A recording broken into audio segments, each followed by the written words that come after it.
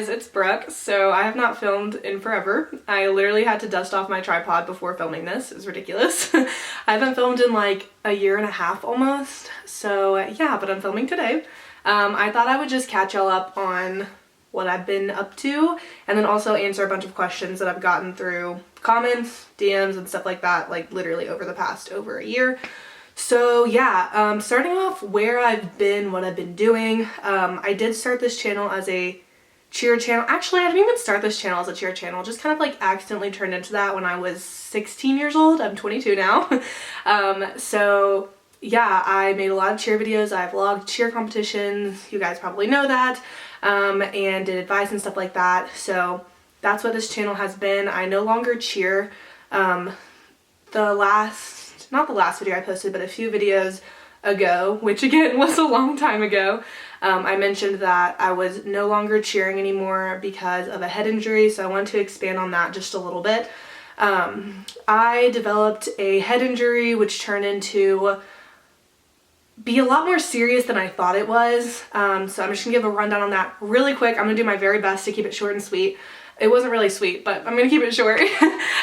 So I got my fourth concussion in summer of 2020, and I developed post-concussion syndrome, and that's only supposed to last a few months. I actually felt a little bit better after a few months, and then I got another concussion without knowing it. I got a concussion without hitting my head, which I didn't know was possible, but I jolted my head so much during a workout that I got a concussion, and I didn't know about it till months later. But I just suddenly got a lot worse. My headaches were a lot worse. I was very unaware of where I was at times, which was really scary. My vision wasn't processing everything, which was really scary. I ended up having to put school on pause. I was supposed to graduate in May of 2021. And I ended up not being able to. I did graduate in December of 2021. Here's my tech ring. After months and months of being in pain, not knowing why, things were not going well, I was able to see a head injury rehabilitation specialist in Dallas, Texas. And there's a whole story with that too. But they diagnosed me with a musculoskeletal disorder that I'll have for the rest of my life, and it just really affects my cervical muscles, and it's basically like chronic whiplash. That's how he explained it to me because I didn't understand all the scientific terms. And then my post-concussion syndrome got worse, and then through an MRI I also found out I had Chiari malformation, which is where the bottom of your cerebellum tonsils pushes into your brainstem, sometimes causing pain. So with that being said, I basically had these three things combined to overcome. It was a TBI, it still is a TBI, but I usually just explain it as a head injury. I was never at the point where I had to live dependent on anyone else. There was never a point where I couldn't walk or talk or work to an extent. And so I'm very, very grateful for that. I did cognitive therapy, I did a little bit of speech therapy, I did a lot of physical therapy. I'm still doing some physical therapy.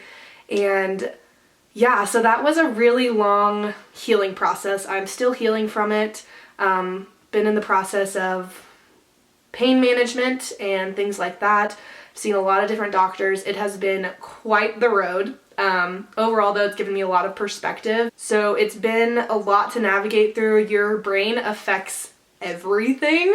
So there was like random things that I couldn't do as well, random things I forgot, but overall, like, I don't want to say like it was minor because it really affected my life a lot, but I feel very lucky to be able to heal from it.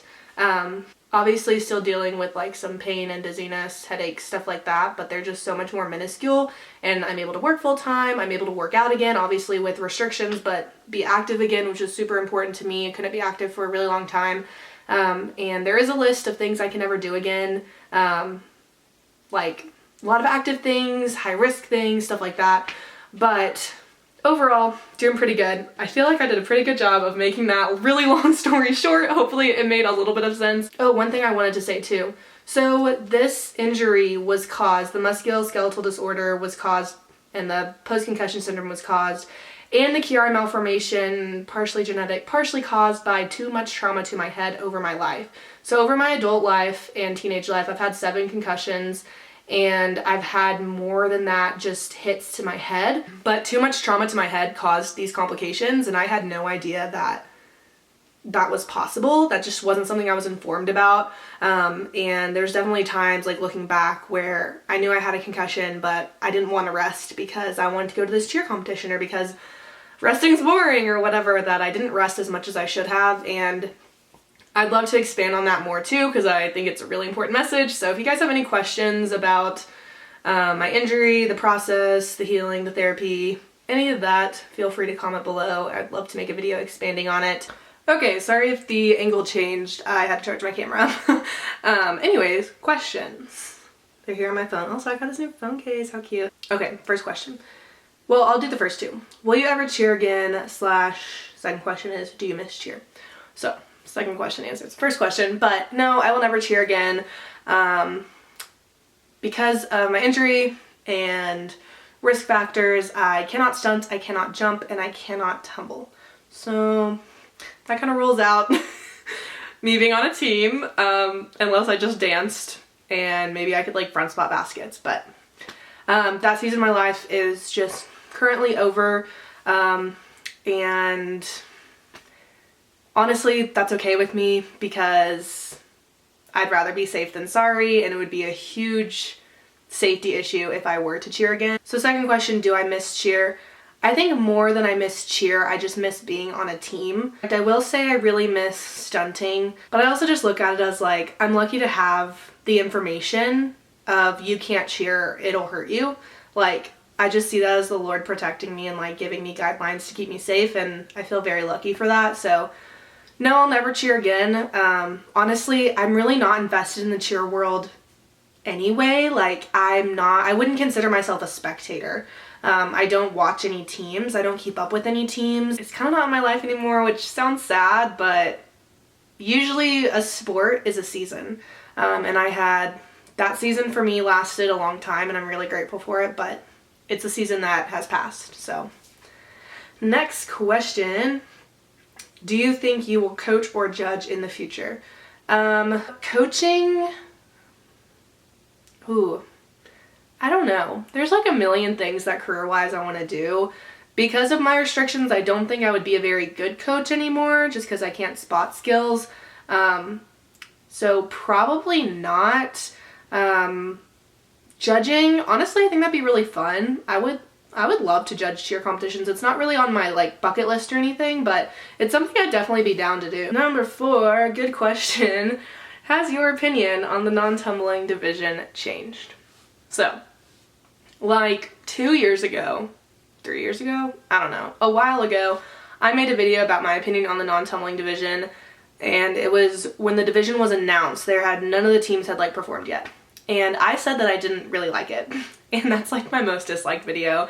There's a few hate comments on there. It's okay. I said in the video, I was like, this is just my opinion. Feel free to disagree. You can share like your opinion in the comments. Left it very open. And some people were like, I like it because of this. And I was like, that's a great perspective that I didn't even have. So that's awesome.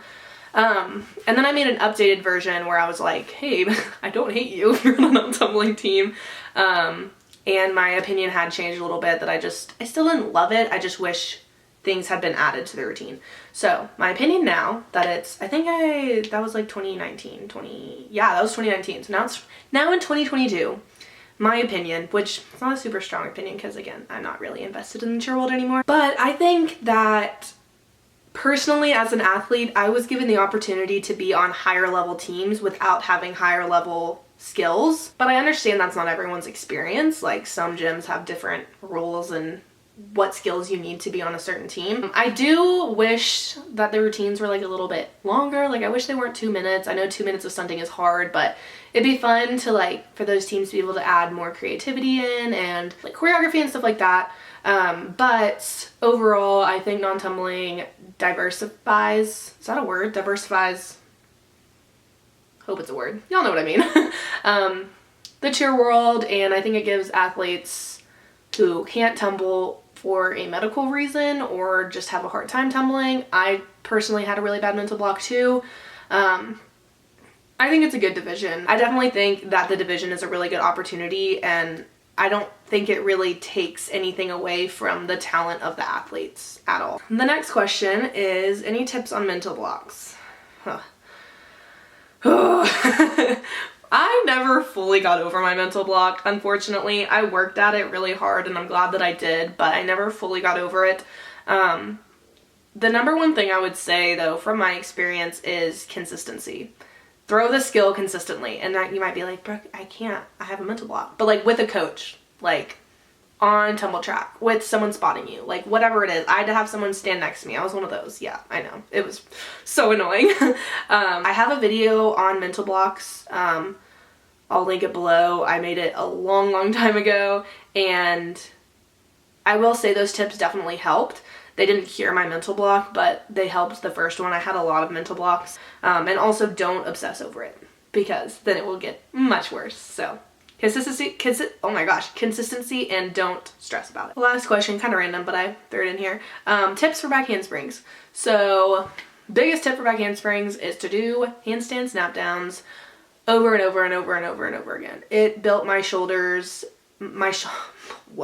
it built my shoulder muscles and my ability to jump and snap fast for my back handsprings. My back handsprings got 1,000 times better. I was about to say worse. 1,000 times better when I did snap down back handsprings and just handstand snap downs. Also just consistency.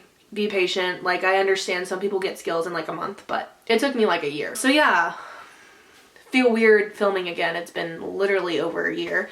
I have not filmed since 2020. And yeah, let me know what videos y'all want to see. I'm kind of hitting a snag because I built this channel kind of as a cheer channel, but now I'm not in cheer anymore. So I'm like, I don't know what to do. I want to film videos, but I want to film videos that people want to see. So, I could vlog things. I like cooking. Little about me. I like to cook. I like going on walks. I like dogs. I don't know what I would do video-wise with my dog, but I like tennis, even though I'm not very good at it. I like to paint. I'm not good at that either, but you don't have to be good at things for them to be fun. Like if I say this all the time, if I only did things I was good at, I would be so bored. Like I sing all the time. I dance all the time. Am I good at them? No.